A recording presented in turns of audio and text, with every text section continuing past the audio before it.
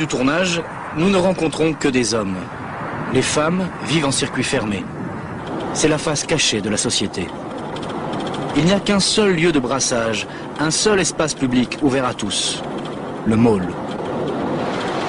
Ce centre commercial à l'américaine où l'on trouve de tout, même des femmes.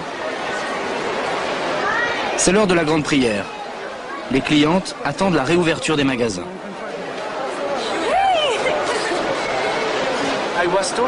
On m'a dit que les jeunes femmes, les jeunes hommes, parfois se rencontrent dans les centres commerciaux.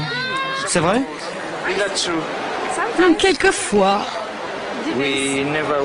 Nous, on l'a pas fait, donc on sait rien de tout ça. Non, c'est très fréquent.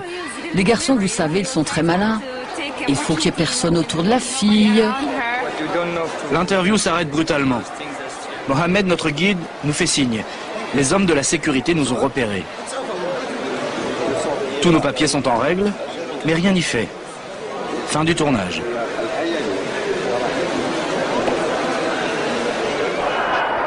Nous revenons un peu plus tard avec une caméra cachée. Nous avons convaincu un séducteur émérite de nous accompagner. Aujourd'hui, il est marié, mais il a longtemps rôdé dans les centres commerciaux. Les dragueurs, il les surnomme les chasseurs. Il parle français, mais ne veut pas apparaître à l'écran. Tu vois, les chasseurs, c'est les garçons les plus intelligents en Arabie Saoudite. Parce que ici, il y a la police religieuse, des caméras tous les 10 mètres, 5 mètres, 10 mètres. Et il y a aussi les frères et les pères des filles, c'est très risqué. La première méthode, tu prends l'escalier, l'escalator derrière la fille, et tu dis lentement ton numéro de téléphone. 20, 42, 80, 80, comme tu veux, ton numéro. Ou alors tu vas au comptoir, dans le magasin, il y a une cloison qui sépare les filles et les garçons.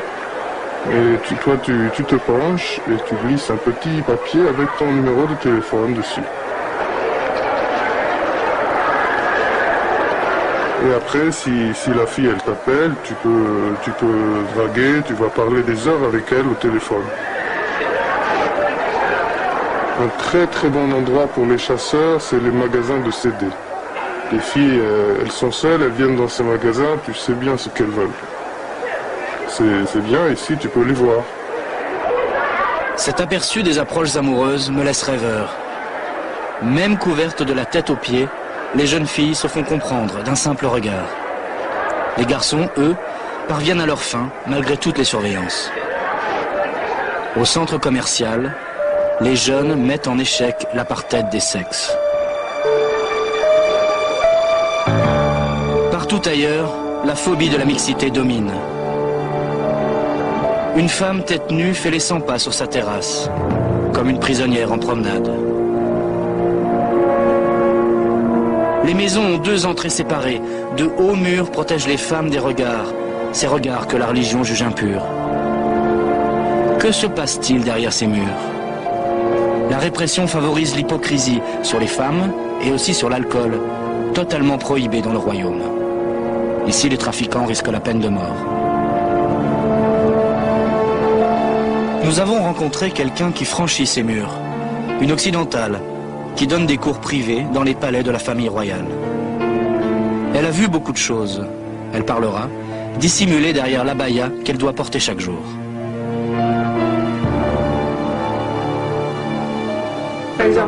Par exemple, je donne un cours à 17 heures.